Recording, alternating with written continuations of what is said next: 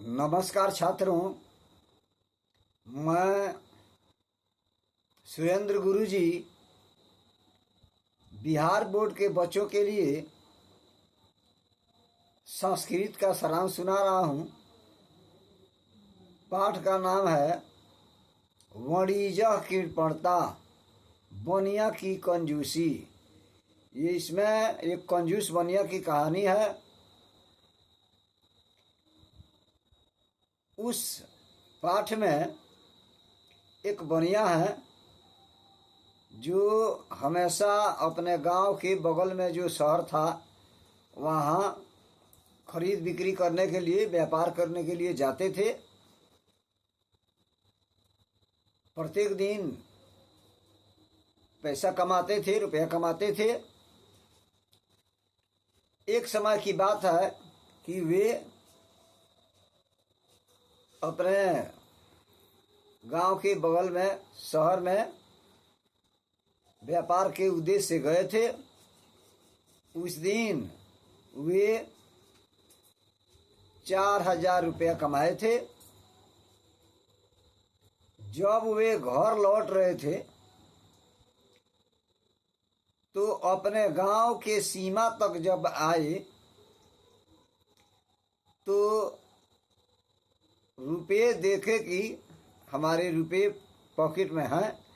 कपड़ा के पॉकेट में रख कर तब अपने पॉकेट में रखे थे, जिसको देहाती भाषा में लोग बटुही कहते हैं।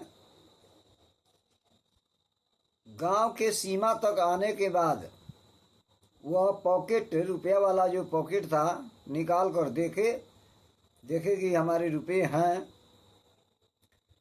लेकिन जब घर पहुँचे तब देखते हैं कि हमारे रुपये नहीं हैं, गिर गए हैं। वो पॉकेट रुपया वाला जो है गिर गया था कहीं। अब अंदाज लगाए कि हमारे ही गांव में किसी को मिला होगा, इसलिए कि सीमा तक आए हैं तो रुपये थे। घर पहुँचे हैं तो रुपये नहीं हैं, इसका मतलब है कि हमारे ही गांव में किसी व्यक्ति को मिला है। वे अपने गांव के मुखिया के पास गए, जाकर सूचना दिए और कहे कि आप पूरे पंचायत में सूचना दिलवा दीजिए, किसी को मिला होगा तो लाकर दे देंगे। बनिया के कहने के अनुसार मुखिया पूरे पंचायत में सूचना दिलवा दिए। अब देखिए कि एक वृद्धा औरत, हाँ, उसमें 4 जो रुपया ला करके दे देगा उसके लिए इनाम राशि रखी गई 400 रुपये, कि जो ला करके दे देंगे उनको 400 रुपये इनाम दिए जाएंगे। संयोग से एक वृद्धा औरत, बूढ़ी माँ, मंदिर से पूजा करके लौट रही थी।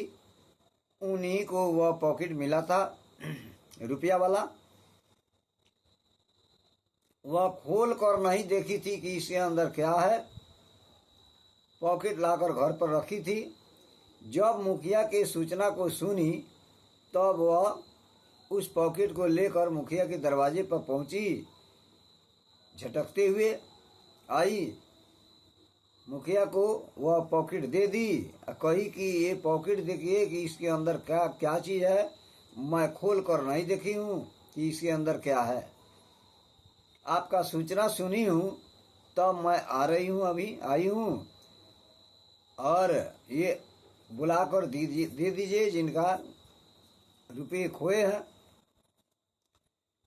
अब मुखिया अपने नौकर को भेजे कि जाओ उस बनिया को बुला कर लाओ जिसका रुपये खो गए हैं।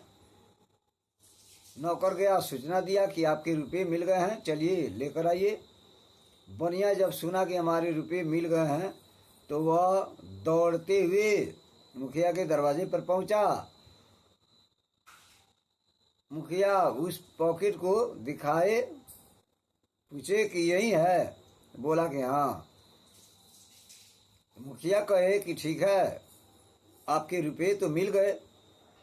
अब जो इनाम राशि रखा गया है 400 रुपया, आप निकाल कर इस बुढ़िया माँ को दे दीजिए।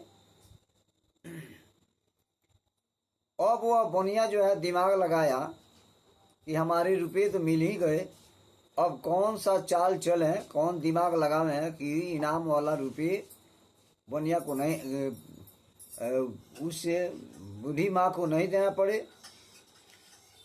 जितने लोग मुखिया के दरवाजे पर थे सब लोगों के सामने उस रुपये को निकाल करके गिनना प्रारंभ कर दिया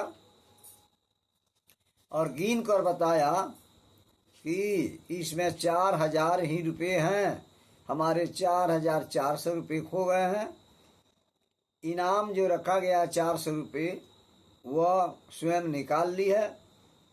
जब इस गलत आरोप को वह बूढ़ी माँ सुनी तो आश्चर्य में पड़ गई।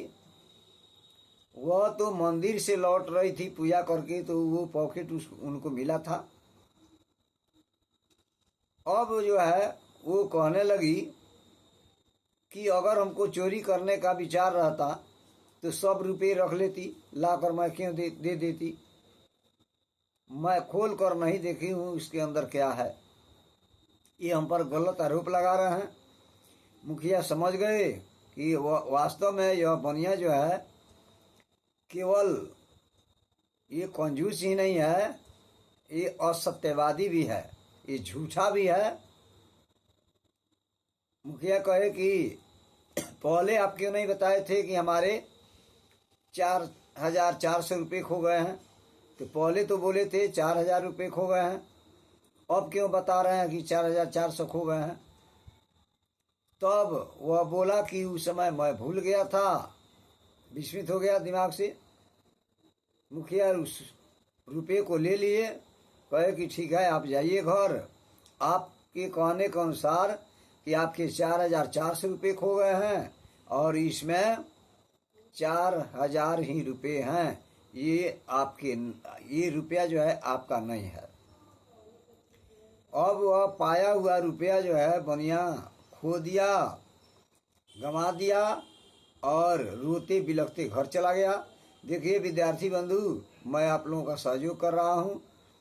मेरे इस वीडियो को ध्यानपूर्वक सुने, देखें, मेरी आवाज़ को सुने, वीडियो को ध्यानपूर्वक देखते हुए मेरी आवाज़ को सुनिए। कहीं से भी ऑब्जेक्टिव प्रश्न आएंगे आप बना सकते हैं।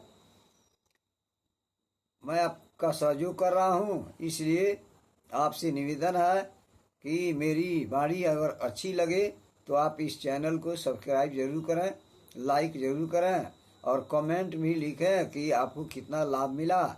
इसी के साथ जय हिंद, जय भारत, जय तिरंगा।